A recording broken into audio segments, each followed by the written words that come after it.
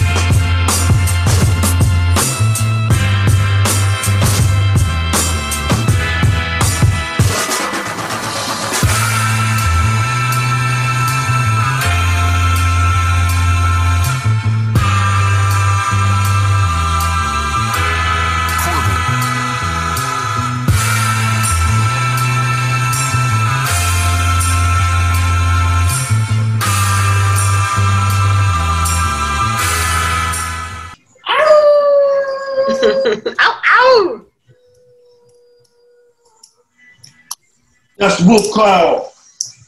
That's the wolf call. Oh my God. Dios mío. My most favorite friend. Man, I've been bragging about you for like the last 12 weeks. More. What's up, Dana Humphrey? What's up? Pretty good. How's it going? Oh, Happy Thursday. Happy freaking Thursday. It's going to be a perfect day. Yeah, it is. How do you feel? Manifesting perfection. Yeah, there you go. There you go. Perfection. We're going to manifest perfection. We're going to manifest that we're going to have perfection in technology. That technology is going to be with us, and that the government's not going to crash our internet, because Dana Dane and I are about to embark on a journey. I'm going to give you all a quick lineup. We're going to go from New York to Chicago to Black Rock City to Egypt to India, bring it back to DC, break down some politics, sex, dogs, and just overall energy. Boom. All right. That's that's what y'all about to experience. Dana Humphrey, how you feel? You know? I'm just glad that you're here. Yeah, me too. I mean, you've done so much. I mean, you are the pet lady. I'm bragging right now. I thought that I knew a lot of phenomenal people, and I do. But you truly are the one-upper person. Because you just took, like, these guests. I mean, I can't even, every day, I mean, for myself, if no one is listening, I can say wholeheartedly for myself, I leave and like 12 o'clock, I feel like I'm done for the day because I'm just like processing the rest of the day. How did you just develop this amazing, I want to hear everything. Let's start in San Diego and bring me up to current date. All right, you want the fast track Dana life story? Yeah. All right, so I'm from California Bay Area. I went to San Diego State. I was getting a degree in public relations, and my parents were moving to Thailand. So our family pug, Winston, moved in with me. So Winston, senior pug, he's like 12 years old, moved to San Diego to come live with me. And so my first job out of college was at Metropolis, and I was doing all their PR and marketing. It's a pet boutique in Southern California. So I got to bring Winston to work with me. It was like this awesome little town called Solana Beach. It's like a little 1 mile town in North San Diego. There's a dog beach, a dog park. Like there's like a few galleries and a few restaurants. Everything's dog friendly. I mean, 100% dog friendly. Okay. And so when I moved to New York, and then I quit and I moved to New York, and everyone's like, oh yeah, New York's so dog friendly. And I got here and I was like, what? Like,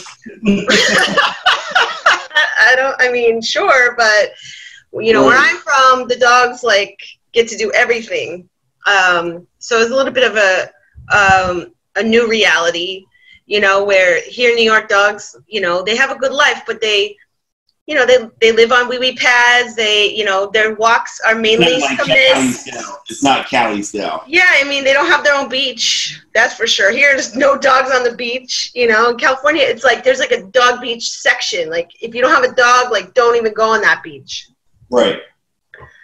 But so I quit and moved to New York City and started my PR company, and we specialize in the pet industry. I started industry. What part of New York? I moved here. I moved here for a job.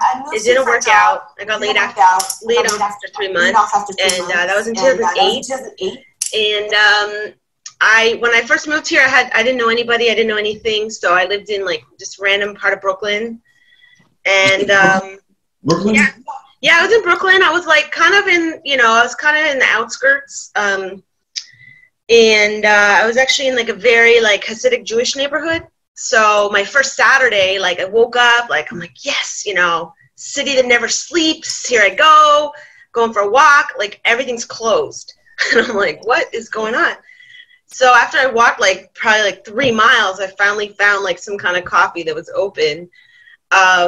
So I lived there for a little while, and then I moved to Queens, and I've been a Queens girl ever since. And Queens is traditionally like I lived in Astoria then moved to Woodside.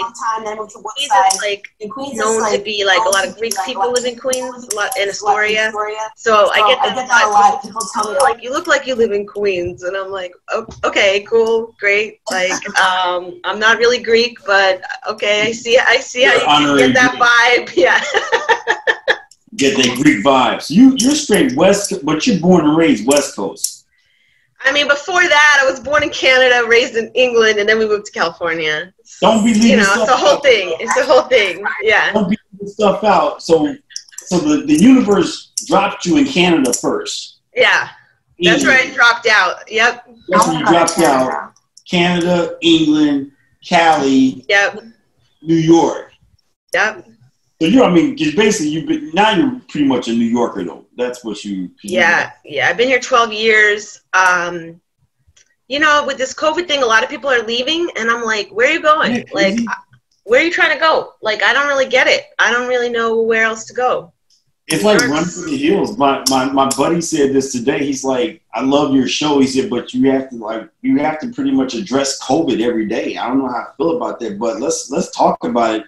Craig Smith, I'm addressing COVID because he's You want to dress up? So, and he came out here and he was like an animal outside of a cage because he couldn't believe how open Chicago was, which we don't think is that open, but San Fran is completely still on lockdown. They like have 6 p.m. curfew. The restaurants, a lot of restaurants are closed. So in NYC, how are you guys feeling out there with? Because you all were like the main spot of like disaster. What's happening now? Well, I mean, so I live on a real special place in New York. I live on a peninsula on the beach. I'm like literally, I see the ocean right now. It's like right there.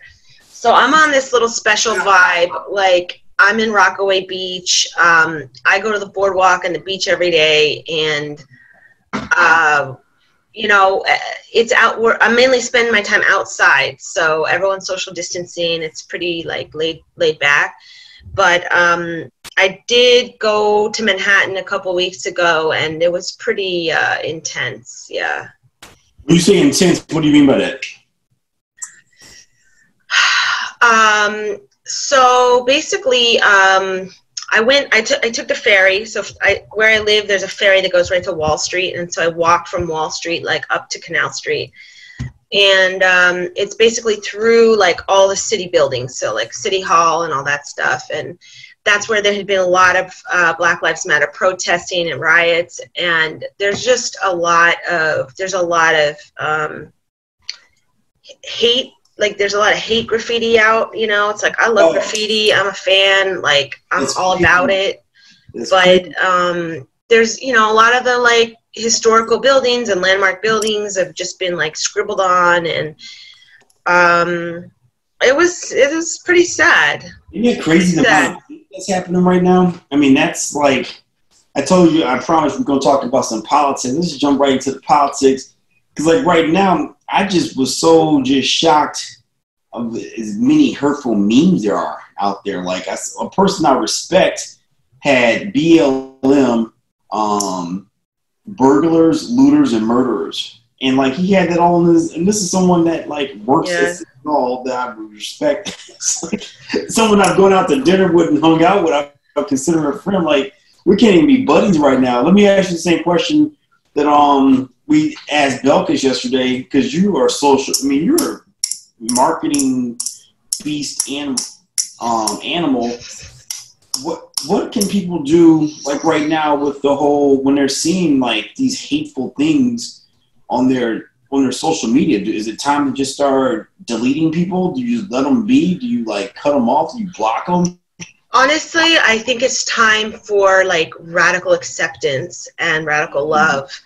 Like, how can you, you know, so someone posts something you don't like or you don't agree with or that triggers you in some way. Right. How can you, like, instead of going into your own story of like, oh, well, that's not cool, how can you maybe have some compassion for that person and see maybe what it might be like to be in their shoes or what it's like to have their perspective? You know, it's like... But isn't that super hard though, Dana? I mean, to like radical, can you do that? Well, Chanel, I know you're about all that. Chanel's the nicest, I cutest know person my question in the is world. always so simple. Like, why do people, like, what's the reason behind all of the hate? Like, it's so easier to love. That's beautiful that, you know, it's for a lot of people, I think it's not easier. It's maybe not the easiest choice, you know. It's like, and everybody always looks at me like, "Oh, you're so nice," and and I always give people the benefit of the doubt, and people take advantage of that, and it's just like, but why do people want to hate? I don't get it. So Dana, are you on the Michelle Obama road as far as when they go low, we go high? Is that what you're saying? I mean, yes, and it starts with yourself, you know, it starts with yourself. Yeah. You know, you have to like really love all that parts of yourself. It's like any part of yourself that is still in the shadow, that's what you're judging in the other person. So yeah, go hard. I mean, and it's like it's not about being nice, you know, like I love Oprah says, like, I'm not nice, you know, like she's awesome. She's fucking rad. Like, Oprah's not nice though. Like, it's not about being nice. It's like having space for all things. Yeah. I like that. Just like being considerate and just not selfish. Well, there's definitely, I mean, that's something that's happening last week in Chicago, last Sunday, they were rioting and looting. A guy was shot on the south side by a cop. He wasn't killed, surprisingly. And that erupted into people going down and protesting. Thing too that a lot of people are saying that they're associating protesting with black people that are protesting when it's really just upset people in general, or people that are opportunists, or people that are paid agitators. That is a real thing. People that are paid to go out there and do that. Follow the bricks. Right, follow the bricks. But I mean, with that, people are definitely making decisions as far as like who they're upset with and who they're not. And so there's a lot of just my philosophy on it is like always at the, be the bigger person, because I teach security and self-defense. So you got to know when to walk away, period. Because you don't, to initiate complete protection of oneself because of what someone has physically done to you, it's not going to look pretty. But other than that, as long as you don't touch me, you can say whatever you want to say all day. But would you agree, Dana, though? I mean, like, that's an art in itself. And I'm asking you now, I'm jumping into just like travel, because people do crazy ass things, especially when you're in New York. I used to live in Park Slope, Brooklyn, even though there's baby strollers and Labradors. Sometimes, if people get agitated, like I was talking to you last week, I know what it means to be hot in New York. When you're hot in New York, when it's 100 degrees, people get agitated. And obviously, we're going to see some more hot days. So if it's hot in New York, someone's saying some crazy ass shit like, oh, fuck you, you liberal, blah, blah, blah, blah, blah. You got a mask on, I hate you, for sure. What do you do? What do you do in that instance if you're Dana Humphrey? It's like there's lots of things that, in my mind that sound good of what to do. Like to be honest, like I had a fight with my father yesterday. It's like he was attacking me. I felt attacked and I attacked back.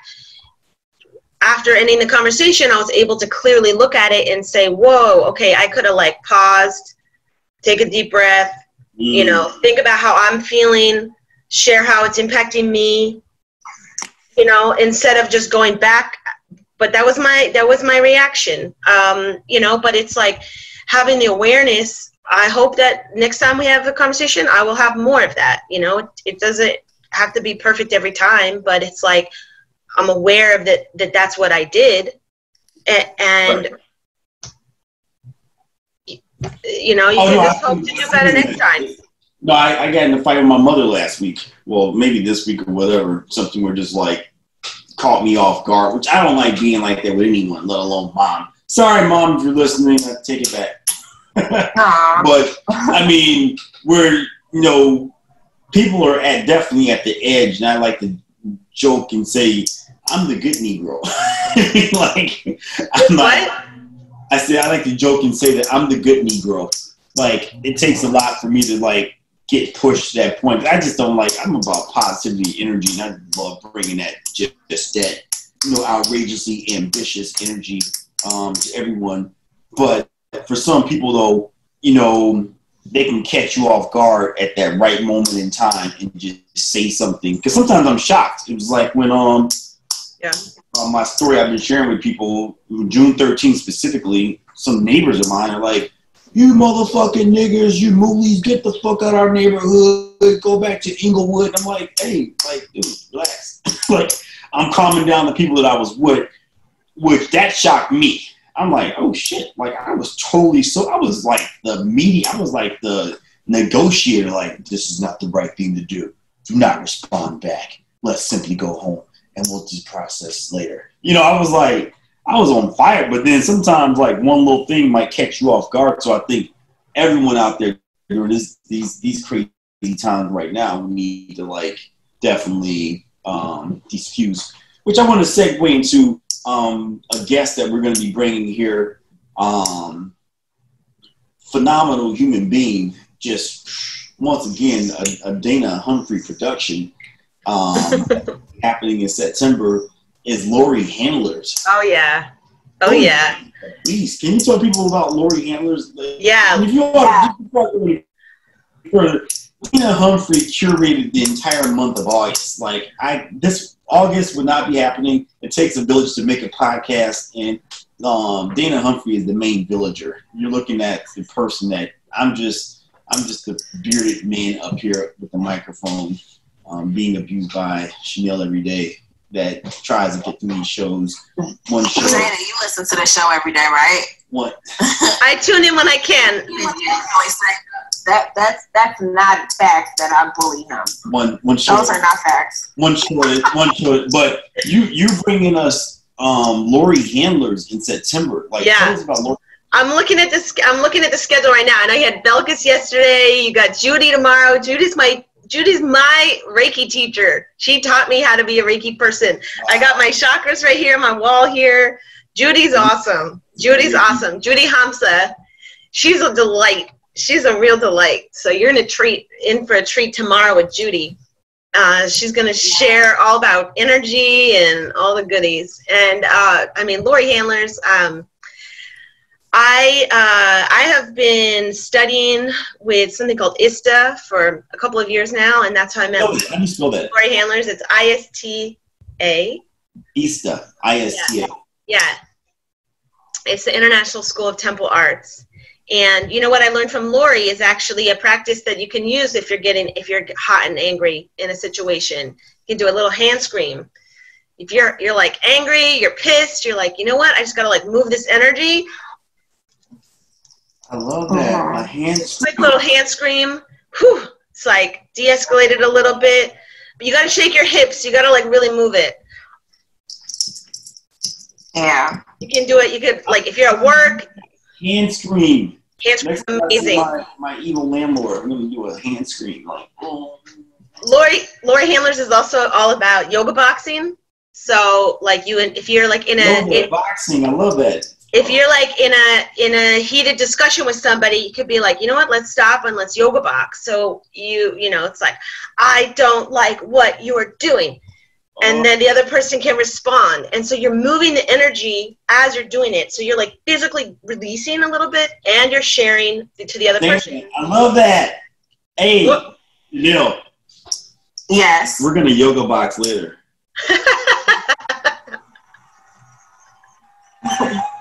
I love that. Yoga boxing and hand screaming. I learn something new every day. I can't wait to use that. Next time someone gets me mad, I'm going to go on. I don't know how well it's going to work in the hood at first, but I'm willing to test it out. Yeah. You know, some people like to use a pillow. I just do like the silent scream.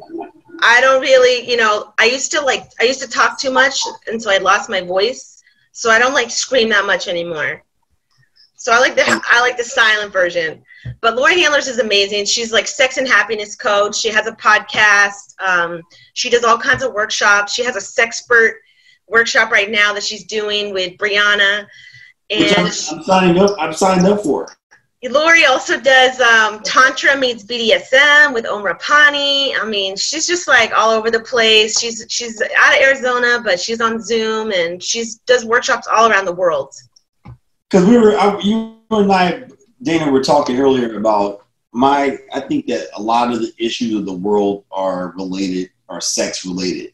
So when I think of like our presidential candidates, like they both have like sex ties going on, you know. Trump saying grab him in the coochie, and he's tied to like Jeffrey, what's his name, Epstein, that whole weirdness, and then you got Biden and his whole little weirdness and these little memes of him hanging out with kids. So like all this segment, you got Billy Clinton, like all throughout history, you've seen from Marilyn Monroe and the Kennedys, there's always this sexual tension and stuff that's like going on. How do you feel like? Are most of the problems, am I alone in that theory? I mean, we exist because of sex. So sex, power, and money is like... Sex, power, and money. You want to talk about people in power? Sure, of course there's going to be something about sex with them. Like they go together.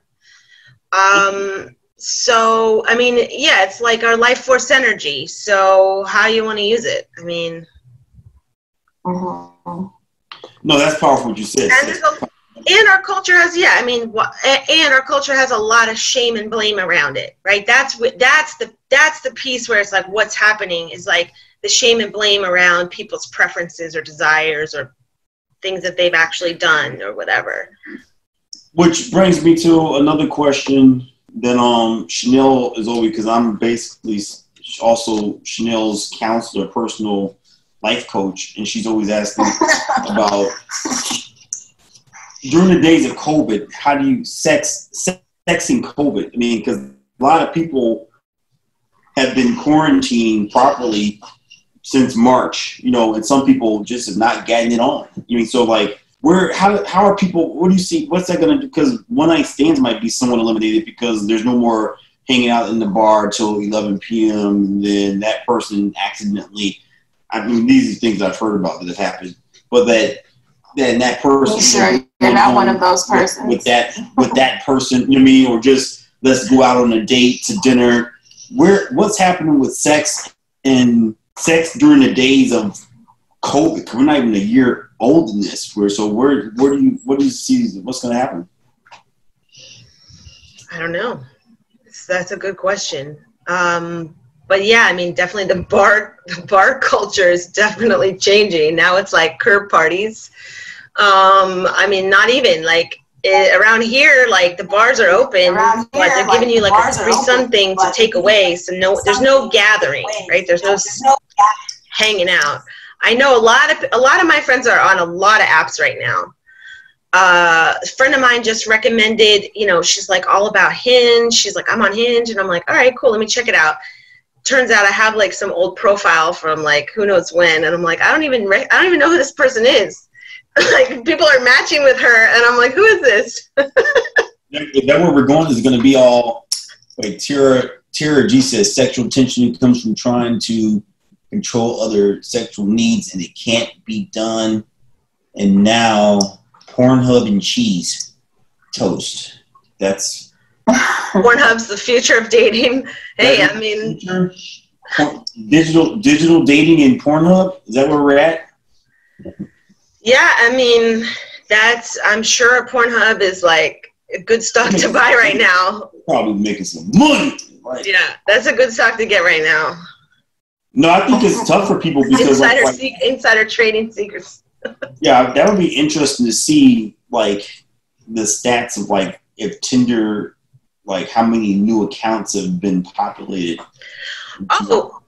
Oh, so there's a new dating app that launched this week. The girls who started Dig Dates, which is dating for your dog, Lee and Casey, they're sisters. They just launched Tabby Dates this week. It's dating for your dogs. Now it's dating with your Tammy, there you go. For your cat. Mm-hmm. Dating with your cat, Tabby Dates. Tabby Dates. So how does that work? It's like Tinder or Hinge or whatever. It's just like go download the app and then put a picture of you and your cat. Oh. It's like to meet other cat lovers, meet other dog lovers. Oh, so you're using the animal as the buffer as the like. That's the bait. Yeah, pretty much. That's the bait. You know, I know you're downloading that app as we speak right now. Like, there's another one. To get to the man. There's another one called Sexy Beast. I just a friend of mine is getting married. They met, actually 2 clients of mine met here in April, and now they're getting married next month. We've been making fun that we are connecting people. If you get married during COVID, I'm like, you are truly in love, I hope, I guess. It's kind of silly. But that's some like, I can't even imagine planning a wedding during COVID right now. Yeah, a friend of mine. Love, like the test of times. A friend of mine was supposed to get married in May, and they just rebooked the date for September 20th for virtual wedding. Virtual weddings. That's what we're talking about. I want to. You said something earlier, and a thing that you and I have so much in common. I'm claiming you as my twin flame. We have so much. One thing we definitely have in common is Black Rock City. Oh yeah. For you all that don't know, Black Rock City is a place where a whole bunch of people that are somewhat out of their mind, about 80,000, go to for 12 days with no phone, no access to the real world. You have to bring your own. So they have everything. A radical self-reliance. And you don't really know what that means till you get out there. And part of what that means is that if you didn't bring your own water or arrange for your own water, you can die because you're in the middle of an alkaline desert. And you don't really know what alkaline deserts mean until you realize that the stuff they call dust is the sand is so thin, it's so fine, it gets into the crevices of you can't just wash it off. But it also too is dehydrating your body. like who does that? Who goes in the middle of a desert for 12 days to find themselves in this? Dana, Humphrey, and Toriano, we do such nonsense. The Lady and the Wolfkeeper, and there's no pets allowed. That's the only rule. That's really the only rule is no pets allowed. They say radical self-expression, radical self-reliance. What else? Radical. There's 10 principles. Yeah, I mean, those are the big ones. You know, it's not an observer place. It's a participation situation. So you might see somebody. One of the things that stood out to me was it was a group of people, just guys walking around in tutus. You might see an elephant. Tutu Tuesday. Tutu Tuesday. Yeah. Did you have a tutu? I did not have a tutu. Oh man, too bad you didn't know about my camp. I have a box of tutus. I got rainbow lights. I got blue. I got spark. I got robot. I have a robot tutu. So the fun thing about it, and then they build this amazing temple. The man, this like how tall is it? Maybe 15, 20 feet tall or bigger. Every year, there is a different artist that designs the man and designs the temple. So it gets approved, and so it's different sizes and shapes and layouts and stuff. It's not small though. But it's big. Everybody can see it. It's about at least 2 stories. Sure. It's bigger than a 2 flat. Anyway, they build these most elaborate things, and you don't really get it until you see it, because like on the last day of being out in the desert with all these people, basically it's an adult Halloween on steroids. And everyone's out there. Kids are invited. Yeah, kids are invited. Babies out there. Kids are invited. Yeah, kids are invited. Everyone's out there. They burn the city on the last day because it's called Burning Man. You don't really get it until you're standing out there with 80,000 people watching it burn, and it's like just most like symbolic, like crazy cleansing, and you like are throwing stuff into the fire like I am reborn, I am now me. And I just think that there's such a huge correlation between Burning Man and COVID. Like I feel like everyone this new Burning Man, because it's like it started in Minneapolis. When you look at some of the images of the things that were on fire in Minneapolis, it looked like Burning Man, especially like the Target. It was some big building they set on fire. I think it was a Target that was on complete fire. But like right now, and what made me think of this story, because you said when I asked you what do we do, I didn't write that one note down, but you said when I asked you what do you do if someone is going nuts on you, you said, hey, just that's their self-expression to us. You know, it's not necessarily right, not necessarily positive, but if that's how they're feeling about the situation, cool, because Burning Man is about radical self-expression. Do whatever you want to do. I mean, don't harm anybody, but if that's how you're feeling, like you don't like black people, you don't like white people, you don't like women, you don't like transgender or lesbian or homo, whatever it is, you don't, cool, that's it. You know, like you might not like me because I'm into dogs. You might not like me because I'm living over here in North Lawndale, but that's what Burning Man's about. And I feel like, would you agree with that correlation? Yeah, I mean, there's like an underlying quality of anarchy in both. Yeah, underlying quality of anarchy. And I think that's a great word, because I'm writing that down right now. I mean, I think people are in denial that we are truly in anarchy. Like last night was, Tammy, are you there? Yes, I am. Oh my God. I'm just here as backup for Chanel though, because you keep bullying her. So you've never been that quiet in your life. Oh my God. I know. I'm just listening, and I'm back up for Chanel. Well, your son was here last night in Craig, and so my cousin was like basically my brother. We're both only children. Our moms are twins. This is another show, but he was here last night. And my friend Dana, he's lying. He has a sister, and my son has a sister, so he's just lying. What's up with the sister? There's an age difference, so he likes to assume he's an only child because of that.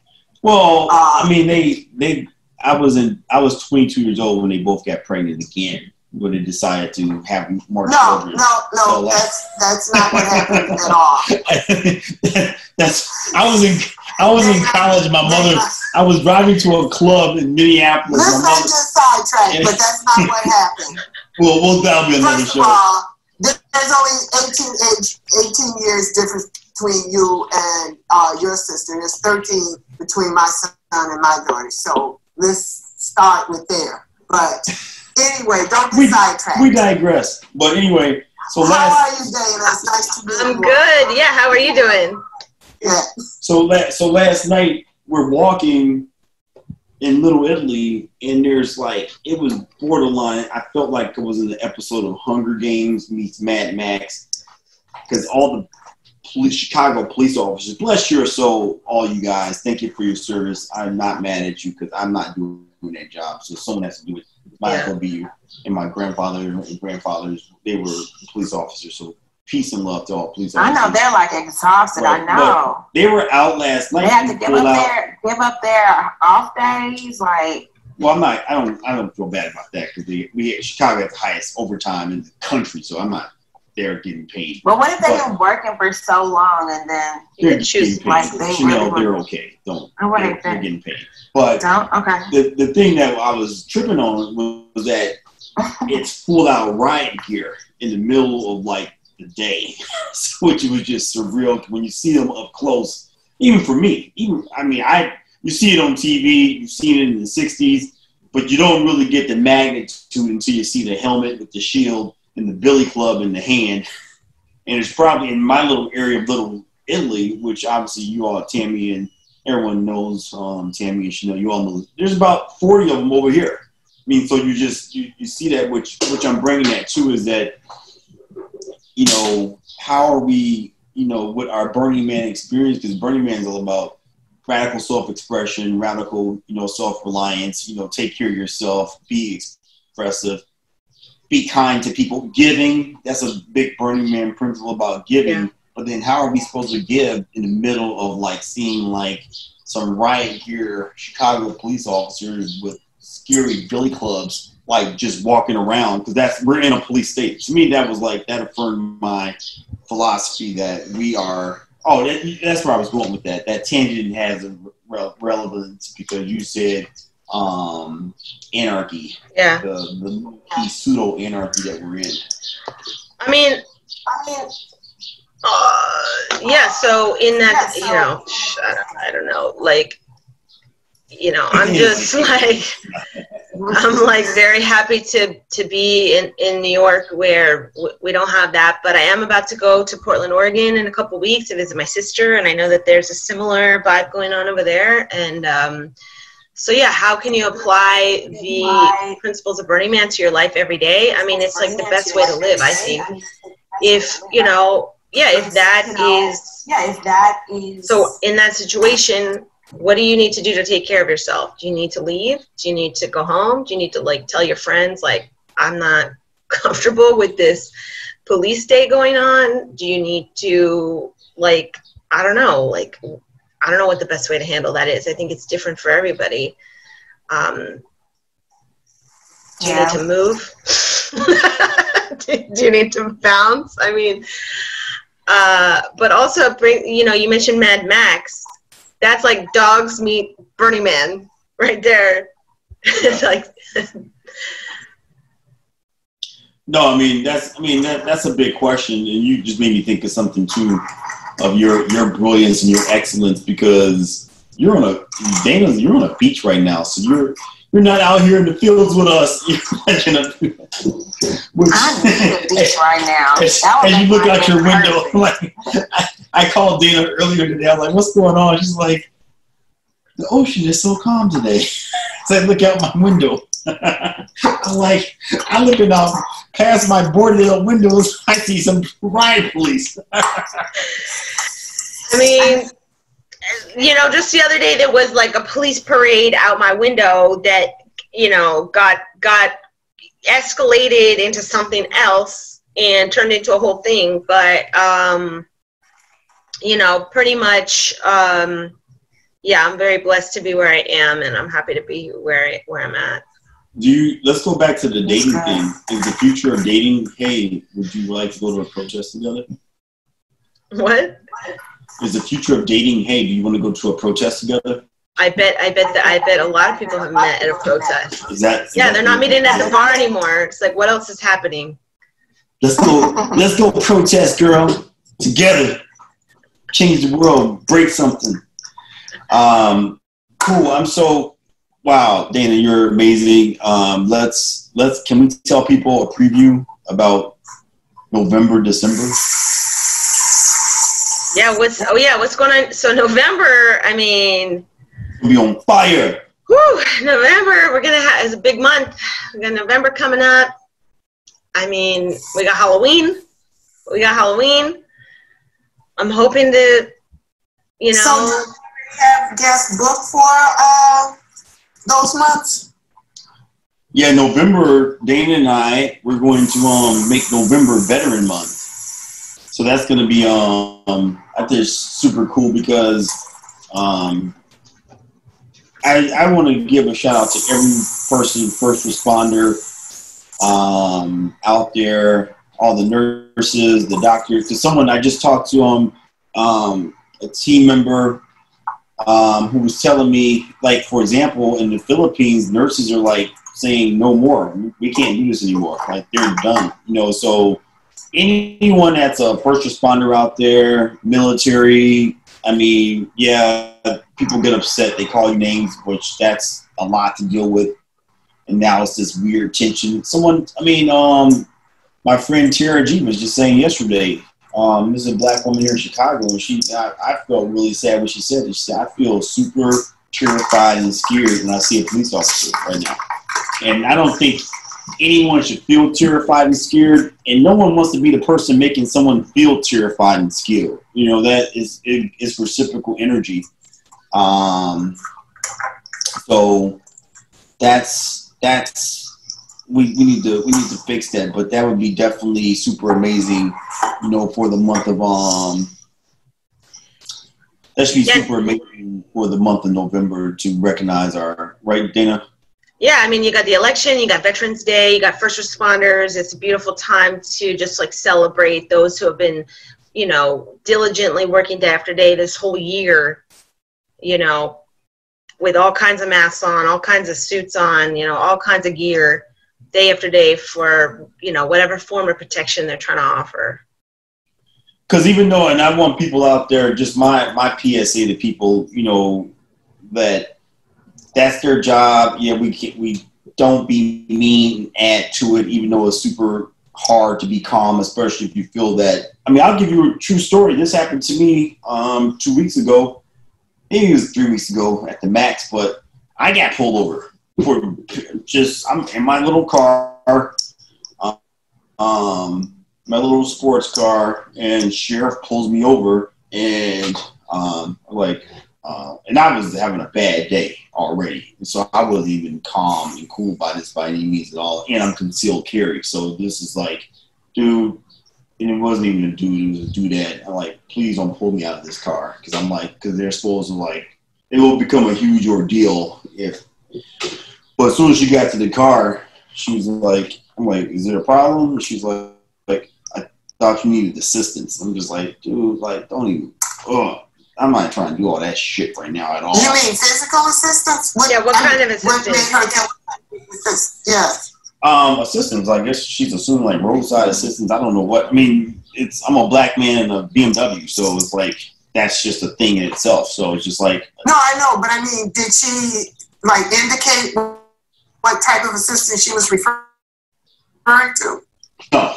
Like, oh, because I didn't know if you looked like you were having a stroke and she thought you needed medical assistance. No, I'm just driving. Or she thought your tire was. No. Yeah, I was just wondering, like, you know, what made her conclude that you needed assistance, or like. No, I'm in my car. I'm driving a sports car that has BMW on black. So she basically just gave that as an excuse to pull you over, you're saying? Correct. So I gave her my license, and she's walking to her car. But I'm at being concealed carry. You're supposed to say, "Hey, no, I'm concealed carry." I did not. I just wasn't trying to. I'm just going to roll the dice and see where this goes. And the universe was with me because I looked in my rear view, and halfway back, she turned around and said, "You know what? You're all good. Here's your license. Thank you. Have a good day." It was really freaking weird. She rubbed my elbow, like. Maybe she thought you were cute. Nah, I don't think it was cute. She was trying to give you some assistance. I think it was right. Nah, I know what that looks like. No, I think it was. Yeah, I think she would have taken it a step further if that was her goal. So I'm not sure what was going on. Nah, I think it was just. No, I mean that's the real. I mean, I remember one time when I lived in Jefferson Park, and Tico Kakilia, this beautiful woman from Gruzia, part of Russia, Georgia, Gruzia. We're in the car. I want to go to Georgia so much. Oh, me too. I've heard beautiful things. That's when if I do ever move, that's where I'm gonna move to. But police pulls over, and this one was blatant because he pulled me over, and he looks past me, looks at her, and says, "Are you okay? Do you want to be here?" And she's looking at him like, "What the fuck? Like, what do you mean do I want to?" She's like, "Yeah." And then he turns back to me like, "License and registration." Like, well, you say one goddamn thing, you're pulling you out of this car. So I mean, and that unfortunately, I've been in the car with white women, that has unfortunately happened. At least that specific situation, almost like it's a playbook, has happened like 3 times. So I'm saying my plea to people that, you know, I'm going to go back to what Dana said on my notes here. I'm taking notes with my little doggy. Do the hand scream, right? Right? Don't hand scream. You can even let them know, you know what? I'm just going to do a quick hand scream. I'm going to do a quick hand scream, right? Can I ask the police officer if he wants a yoga box? That's, you know, you could definitely ask them to do that. That's a better question for Lori. See if she's ever asked a police officer to yoga box with her. Yoga box. So what do you do? What do you do to keep yourself cool, calm, and collected? I mean, I personally, thank you for that question. I try to run scenarios through my head.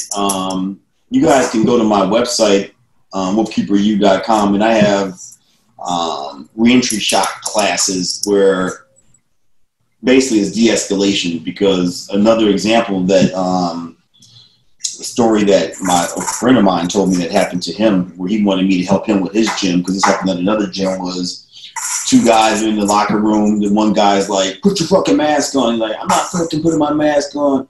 You're gonna fucking put your mask on, hit you in the face." And then he's like, "Fuck you." And then they're like fighting in this locker room. And I've been hearing more and more of these stories of like these locker room fights over masks. So I try to run many different scenarios in my head. Like my mentor, John Farnham, who's one of the best self-defense instructors in the world. You can go to his website, John Farnham, Farham, and he's all about have a plan for everything. So what if someone says something and assaults you in the bank? What if someone stops you in the street? So I've been trained to just run scenarios in my head so that I'm not caught off guard. That's why I'm sometimes upset with myself if there's something actually that catches me off guard. But I try my best. There's not too many things. I mean, recently I've been seeing a lot of just like complete craziness. And sometimes it's the subtle things that catch me off guard. Like last night, it was super annoying. Like, I've never seen police in riot gear. That was like, holy shit. Like, yeah, something can go wrong. Because you don't like, all right, where do I walk? It's just this weird energy that our world is in right now. So I just really hope that people can scream and yoga box and be good. And listen to and then almost it's like you can't take it personal, you know, the way that people think. Like, I look at it as a disease, or I don't know, like they're just disabled or something. It's just like you're picking on me. I remember when I was taking my I used to call her my godmom. She's like 80 years old, and she was going to. We were at the hospital Northwestern, and there's a table full of masks. And we went over there, you know, to get them, not knowing that they were for employees only. There were no signs or anything. So the lady, I don't know, she worked there. She chases us and like, those aren't for you. And I'm like, oh, I'm sorry. And she's just like, we need those back. So you're going to take these masks that I've already put my hands on because you don't want us to have them. Like, you know, how are we supposed to know? They're right there by the entry door, but they're not for you. And she was just so upset. So I'm like, and then I'm like, okay, fine. I'm like, well, I'm not giving these masks back, so what, you can throw them away? And she was like, well, next time, stop stealing masks. Wow. Oh, okay. Well, you know, you have a better day. And I'm like, with an older, like she's 80 years old, like, oh, I'm really stealing masks here. You guys have like almost over 100 of them sitting on the counter. What difference does it make? Chanel, did you take the mask? Don't take it personal. Wow. Have a better day, lady. And I'm going to carry you on with mine. And some people just don't have any people skills at all, so they don't know how to actually even approach a person, and they create unnecessary conflict just because they're just, you know, lacking people skills in general. Mm-hmm. Yeah. And like, what's wrong with you? It makes me think of the 4 agreements. Are you guys familiar with the 4 agreements? No. It's don't take it personally. Always do your best. Don't make assumptions, and be impeccable with your word. Oh, I like that. I'm going to have to write that down. I like that. Be impeccable with your word. Well, you know what? I told someone that yesterday that one of my mentors used to say that, be responsible for your words. I mean, like, just, and that's the thing too. I would add on my advice for people out there, because I've been doing this lately. Like, don't think about it. Toriano's 5th agreement. Don't say it.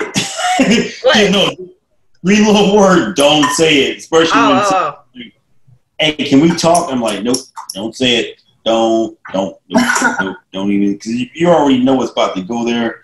I'm going to get upset. You're going to get upset, and it can go someplace. And it doesn't accomplish anything if both of you guys are upset. You know what I'm saying? Like, if we're arguing or bickering back and forth, no one's hearing each other. We both look silly just going nuts. Like, I don't like conflict, so I'd just rather just say, you know, I'll talk to you later or whatever. You know, let it calm down. Let me collect myself, and then come back, and we can resurface the issue. Yeah, I'm quick to leave. Yeah, if everybody's hot, time to cool down, come back, do some yoga boxing, do some hand screens, regroup. You have to challenge your energy. Yeah, you have to protect it, because, you know, like, you never know what that person is going through. You never know what I've dealt with that day. Yeah. And then, you know, that negative energy can just, like, you know, flame it all up. So I'm going to revisit this, and I'm going to come back, and then we're going to settle this. And, you know, when both of us are calm or whatever. When we can so listen. We can both hear each other out. Yeah. And then sometimes, you know, it doesn't work. Like, you just got to just agree to disagree, or, you know, just leave it where it is and act accordingly. That's even more powerful, to agree to disagree. It's like you're actually able to share your truth, and it's okay your truth isn't the same. Great. Right. At least you figured that out, and everyone's okay. I love that. It's okay if your truth's not the same.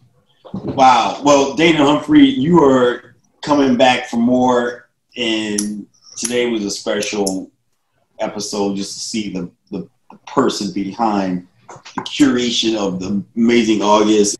And I'm so happy that the universe brought us together, and you're going to be co-hosting some shows. I've created this super ambitious mission to do a show every day. So I'm putting you on the spot right now.